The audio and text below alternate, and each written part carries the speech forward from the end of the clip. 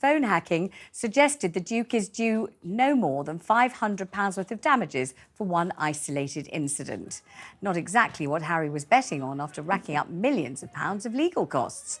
Joining me in the studio, TalkTV's royal editor, Sarah Houston. Good to see you, Sarah. Lovely to see you too, Vanessa. So, gosh, this might end up, after all this time, all this money, all this anguish, all this media interest and everything else, in a single payment of no more than £500.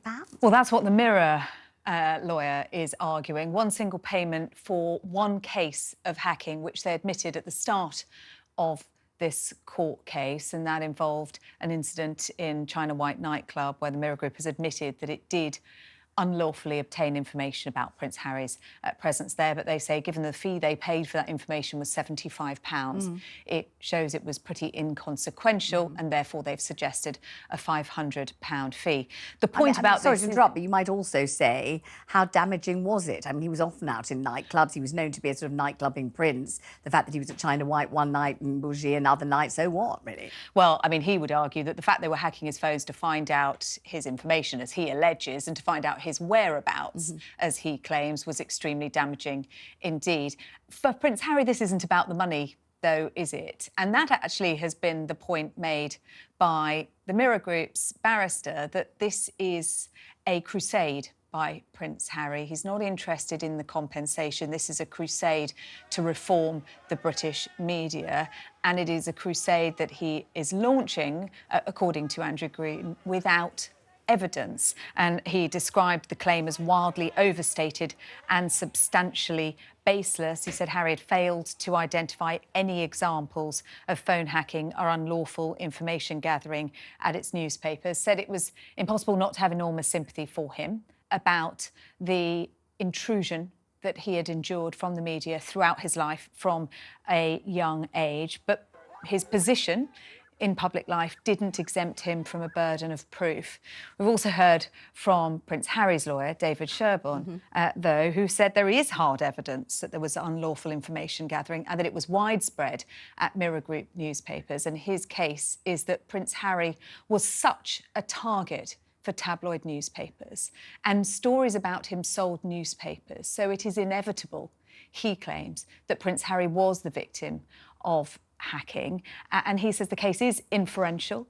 There isn't hard evidence as such, although he claims it is, because it was all covert operations. But he is claiming that he was a prime target, the most prime target, and that the court should find that he was a victim of phone hacking. I wonder whether David Sherborne found Prince Harry a disappointing witness, because he often admitted that he had never heard of the story at the time. He hadn't read the story, wasn't sure where it was published, didn't know of it.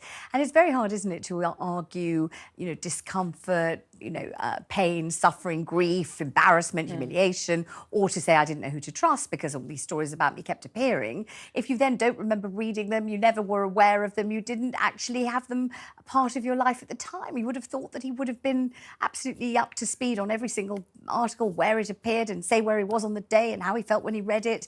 And he could have done that. I mean, he could have been absolutely someone who'd done their homework and was across the whole thing. To me, didn't seem to be that at all.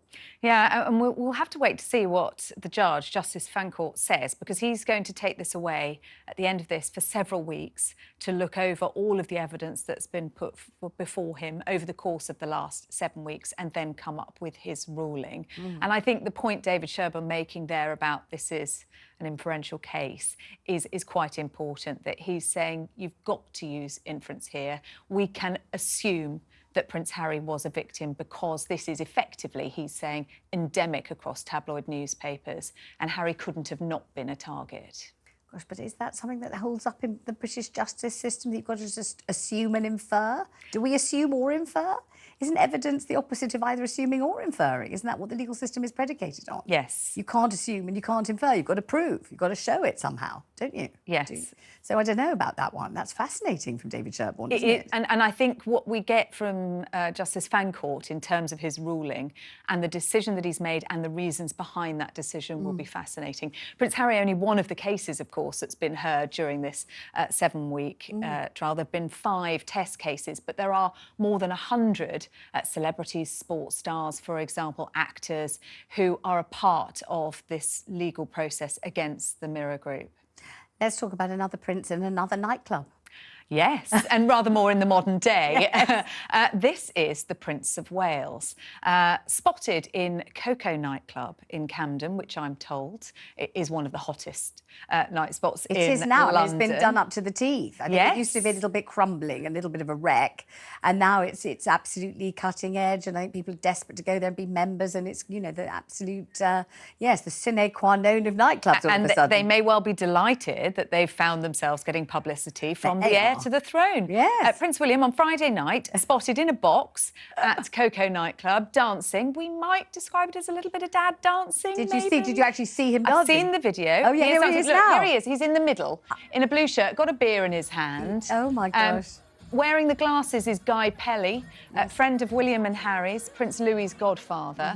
William there standing slightly in the background. A couple of little moves. I mean, it's not quite Michael Gove. I don't wish in to the own every nightclub, story, is it? but I have been in that actual box. Well, I'm impressed, Vanessa. Thank you. Well, I live around the corner from there, and when Tony Blackburn was on the decks. Oh. You see, not that long ago. And you know, it's a great place. It's a great thing. And also, you could stand slightly far back and have a good time. Nice to see him I let his didn't hair imagine down. you to be standing far back. I was probably Vanessa, leaning over. I didn't imagine you to be in the shadows. OK, I wasn't leaning far back, but I'm not the Prince of Wales, am I? So I wasn't. What about what was said by Trevor Phillips here on TalkTV about Meghan Markle? Because that was I thought, pretty swingeing indictment of Meghan Markle, wasn't it? Well, this was an interview that Trevor Phillips, the broadcaster and former chair of the Equality and Human Rights Commission, gave to Piers Morgan last night. And he describes Meghan as having to learn to be black on the job, he said. And he thinks she made a bit of a mess of it. She didn't take advice.